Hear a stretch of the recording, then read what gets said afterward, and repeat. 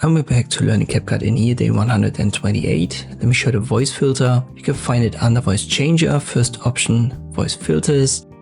And then you get this giant list of inbuilt filters.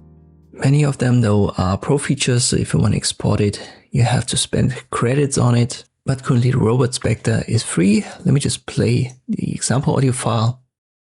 This is an example for the inbuilt voice filter in CapCut. Here you can, for example, hear the typical robot voice that you can also adjust using the intensity slider below. And to apply the effect, simply left click on it. This is an example for the inbuilt voice filter in CapCut. Here you can, for example, hear the typical robot voice that you can also adjust using the intensity slider below. And you can use for all of these the strength adjustment, which is then the intensity of this effect, of this filter. So it's basically an easy one-click option, but once again, most of these are pro features, so be careful with that when you just use the free version. I hope this video was helpful, thank you for watching, and I'll see you next time.